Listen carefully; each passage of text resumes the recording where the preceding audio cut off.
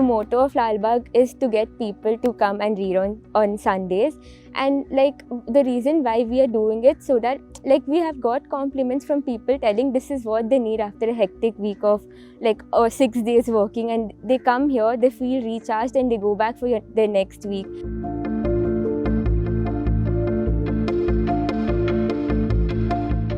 It's not just a silent community, it's basically getting people from very different sectors to come and enjoy something that is very common to them.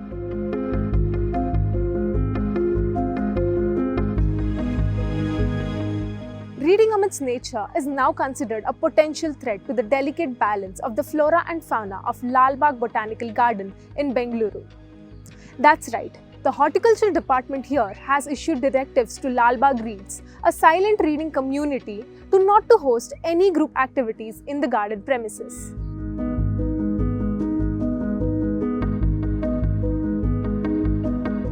We have seen over like around 500 to 600 people in this past 3 months, have interacted with them and learned so much about different professions. If you see, like we have met doctors, engineers, creative professions, even let's see like we have even met the DC of Sikkim district. So we have come across a lot of people, and no one has ever told that this initiative is going to harm, or this initiative is going to harm the nature, or is not a good initiative. Right now, Horticulture Department has given us the guidelines that we are not supposed to sit in larger groups, and we're not supposed to use the mats.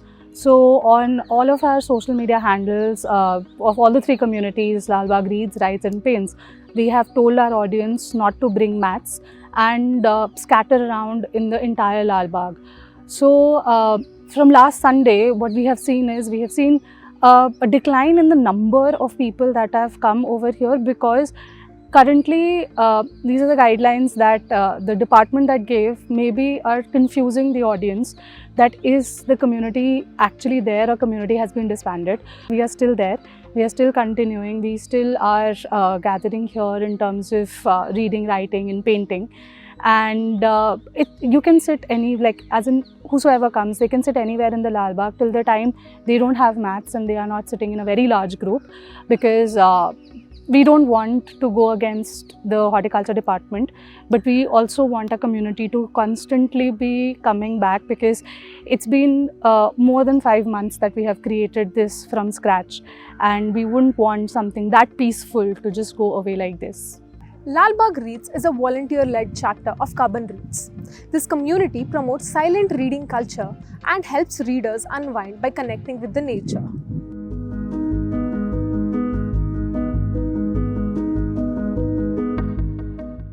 We attended one of the session of Lalbagh Reads, and that's when we realized that we are closely related to what is happening in Lalbagh and wanted to start in other places. That's when Lalbagh Reads put up a post telling if anyone wants to volunteer, and then we started Lalbagh Reads from there. This silent reading community has now chapters in over 60 cities, with various spin-offs in Bengaluru, including Whitefield Reads, Sankey Reads, Yelahanka Reads and more.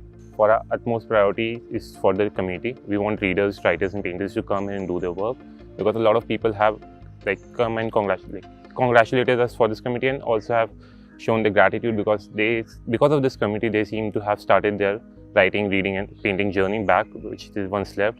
And we have readers from 19 years old and school people to 60 years old. So it's a versatile committee with people from different backgrounds. We want to continue with that.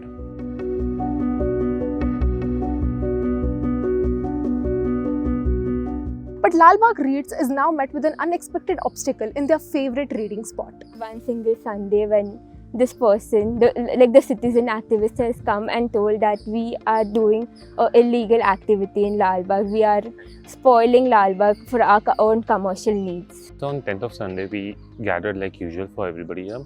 And the guy who came, who thought that we are actually not menacing around, and he came actually before us. So he was talking to a few of our readers.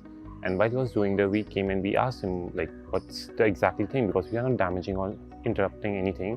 So he said that we are actually hurting the environment, we shouldn't sit on grass and everything. So we talked him out, said you should talk to us, we are the curators, shouldn't disturb our other readers, and we'll figure out something, let's walk us through. What's your problem? We'll just get to a common place. So he was very reluctant to having something, a common place. He was like, you are doing this thing entirely wrong and just not do it. So we said that I didn't see any rules out there. So he came up with the certain guards, and the guards started almost like everybody just came in a hole and everybody started just saying, our members here, you shouldn't sit here, just get out. So that was the instant reaction of the guards from here. So we talked them, then we said there are no direct rules here and we can peacefully gather anywhere. This was the thing. Then a few moments later, a police and a certain guards came. We were almost by our time, it was already 1, so we were actually leaving. But this thing happened, so we decided, and the guard suggested, let's talk to the Horticulture Department and get a formal notice so that we can continue and the person who has a problem with us shouldn't interrupt us. So next day we went to there, and the deputy director was very reluctant for us to even entertain any of our ideas. The sole argument that was presented by the Horticulture Department was the preservation of species and the flora and fauna. But I do see a certain degree of hypocrisy in this argument, because even if you look around, we have just plastic everywhere right here. And the argument that the deputy director and everybody presented from the Horticulture Department, that we are trying to save the species that have been brought all over the world.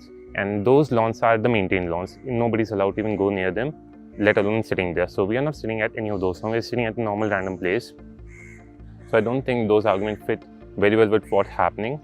And I also do think that the argument that has been presented by the departments, saying that gathering will damage grass, sitting on grass will damage grass, I don't think that's anyways matters to anybody, because these are not grass, these are not maintained lawns. So the argument is say that we are trying to preserve flora and fauna just by stopping our reading community, which is a silently sitting place for 2 hours or 3 hours once a week, actually anywhere goes with the idea that they're trying to put forward.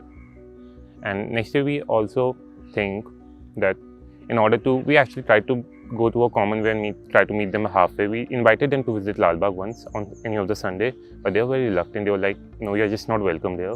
Just don't do these things. You are not allowed. You should have taken our prior permissions. All of these things weren't very much welcomed by any of them.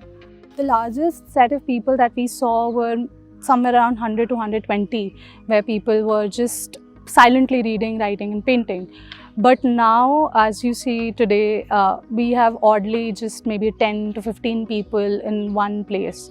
The deputy director says that Lalbagh shouldn't be used in our names on our social media handles, because she presumes, and the complaint that she received very well said, we are commercializing this space, which is not exactly true, because there's no backing up to this thing. And even I don't think that's a very fair bit of argument, because Lalbagh is a space, and Lalbagh Botanical Garden, maybe the major attraction of Lalbagh, derives its name from Lalbagh. It's not the other way around, that Lalbagh exists because of Lalbagh Botanical Garden. So I think we are free to use any name, because we have places, cafes in using Lalbagh name. So if they have the right, then we have the right. And it's not a trademark name, so we don't need anybody's approval to do it at any point.